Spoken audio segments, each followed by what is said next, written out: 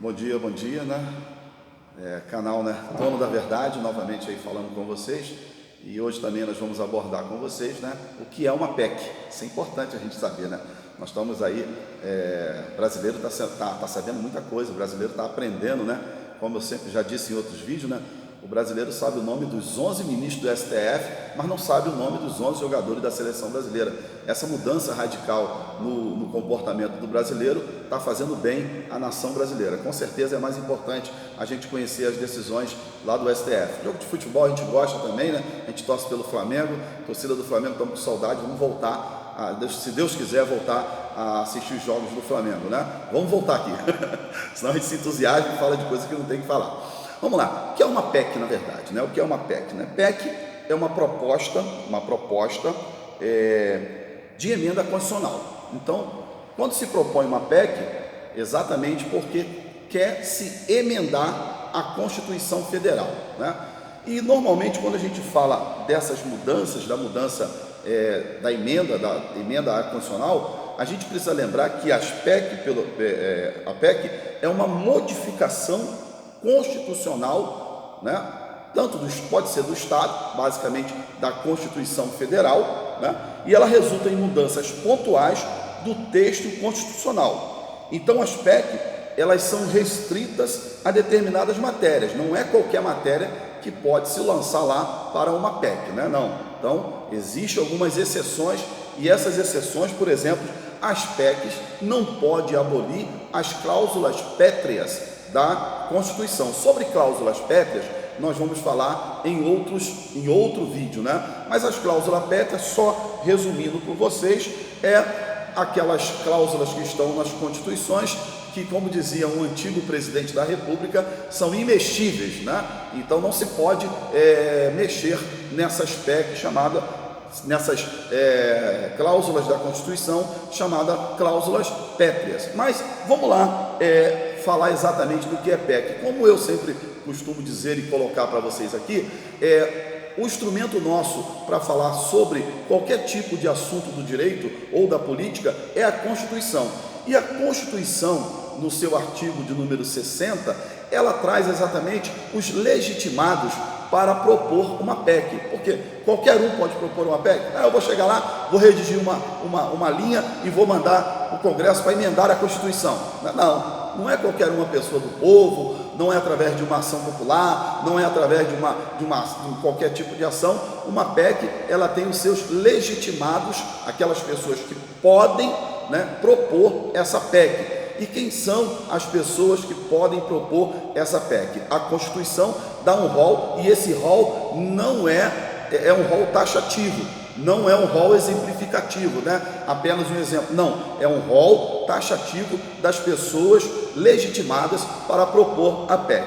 O artigo 60 da Constituição Federal, ele diz assim: a Constituição poderá ser emendada mediante proposta, PEC, proposta, né, constitucional. Então, quem poderá propor as PEC? Primeiro, de 1/3 no mínimo dos membros da Câmara dos Deputados do Senado Federal. Então, os membros da Câmara e do Senado Federal, eles poderão propor essa PEC. Veja bem, eles poderão propor. Para ela ser aprovada, aí já é um outro percentual. Para uma PEC ser aprovada, ela tem que ter 3/5 de cada casa. Então tem que passar lá por 2 sessões na Câmara dos Deputados, ter 3/5 da casa, que, se eu não me engano, se não me falha a memória aí, né? Divide aí 513 por 5, e aí você tira 2/3, né? 3/5, melhor dizendo, deve ser 248 deputados, né, votando a favor dessa PEC. Então 3/5 dos deputados, e de novo numa segunda votação, 3/5, ela é encaminhada para o Senado, e lá no Senado 3/5, né, que seria lá são 81, aí já diminui um pouco, mas é 3/5 também dos senadores, né, aprovado em segundo momento lá no Senado, transforma-se aí essa PEC em uma emenda à Constituição Federal.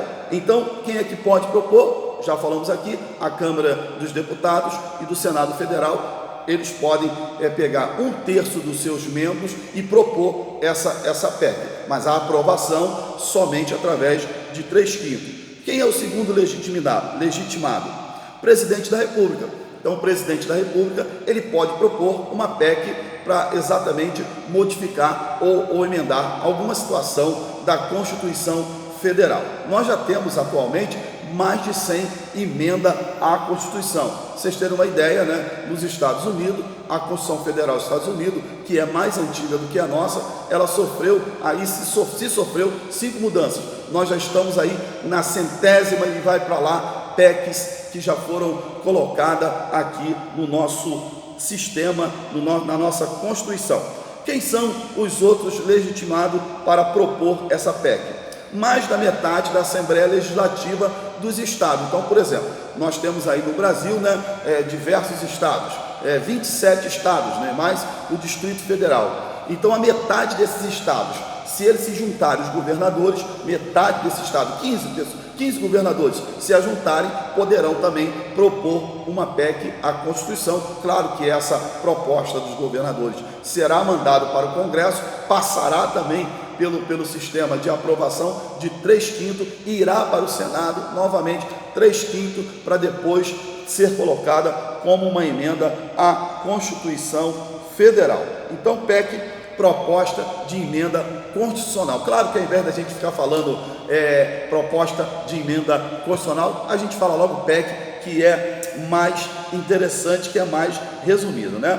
A PEC não se sujeita, é uma coisa interessante das PEC, ela não se sujeita ao chamado, né, no latim, vacatio legis. O que é o vacatio legis? Né? Numa próxima aula a gente fala com vocês, mas resumidamente, o vacatio legis é o tempo que a lei leva para ela tomar o conhecimento da sociedade e depois ela ser publicada, né, e ela passar a valer diante da sociedade.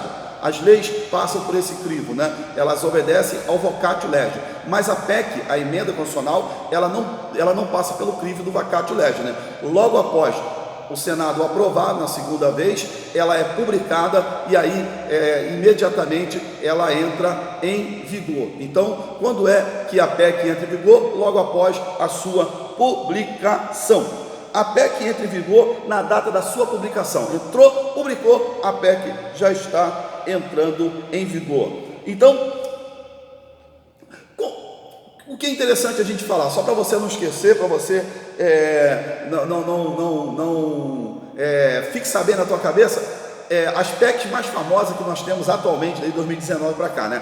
A PEC da Previdência, né, que emendou a emenda constitucional, a PEC número 103, essa PEC número 103 de 2019, ela mudou, né? A PEC ela tem o poder de transformar a norma jurídica, então ela aumentou a idade para se aposentar do homem, da mulher, né? E emendou outras coisas. Então a PEC da Previdência, a PEC da Bengala, né? Que a PEC da Bengala é aquela PEC que os juízes do STF, né? Os ministros do STF se aposentavam com 70 anos e passavam a se aposentar com 75 anos. Mas eu quero terminar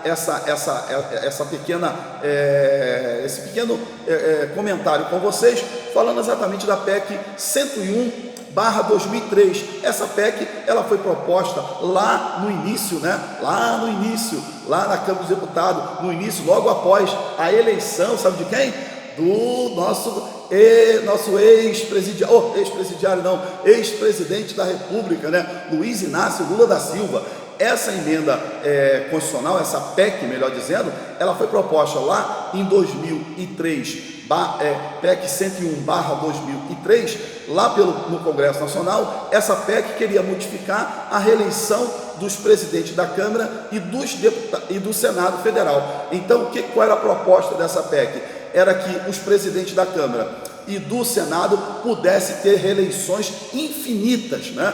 Mas essa PEC, ela não passou, ela ficou passando pelo trâmite, ela está agora, atualmente, 2020, o senhor Rodrigo Maia está tirando ela da gaveta e está tentando empurrar essa PEC para poder aumentar ou para se manter no poder por diversos anos, mas aí ele está esquecendo de um detalhe, né? Que para ele ser também reeleito, ele precisa ser reeleito no seu estado de origem, que é aqui o Rio de Janeiro. E aqui no Rio de Janeiro, Rodrigo Maia, sinto muito, a próxima eleição vai ficar difícil para você. É melhor você realmente se candidatar a presidente da República, que pelo menos você não passa vergonha nacional, porque se vier como deputado federal ou senador, você vai passar uma grande vergonha.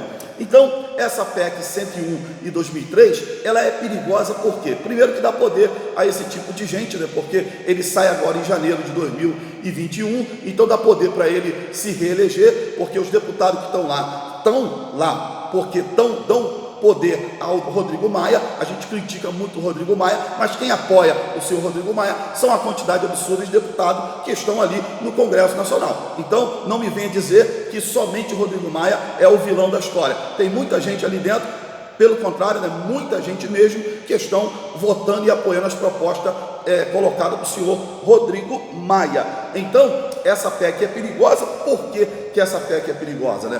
O que eu entendo dessa PEC, que essa PEC era perigosa em 2003 e é perigosa hoje em 2020? Primeiro, que pelo meu entendimento, lembra que eu falei para vocês, você que ainda não viu esse vídeo, o que é ideologia? No meu entendimento, o senhor Luiz Inácio Lula da Silva, né, ele queria, na verdade, porque o Benedito Lira, que foi quem propôs essa emenda 101/2003, ele era do PP, e o PP era aliado ao PMDB, e o PMDB era aliado de quem? Do PT. Então, na minha pequena concepção, o PT queria se eternizar no poder. Se essa PEC de reeleição dos deputados, da Câmara dos Deputados para presidente e da Câmara do Senado para presidente, essa PEC abriria um precedente para que o presidente da República pudesse ser reeleito em diversos mandatos. Na minha singela opinião, a intenção maior era, na verdade, a reeleição eterna, permanente, vitalícia do senhor Luiz Inácio Lula da Silva. Então, Brasil, abre os olhos, cuidado aí. PEC 101/2003, um perigo para a sociedade brasileira, um perigo para o Congresso Nacional, um perigo para a continuidade da democracia no nosso país. Não somos donos da verdade, mas com certeza em cada um de nós tem um pouco de verdade. Se inscreva no canal Dono da Verdade e ouça e veja outros vídeos a respeito desses assuntos.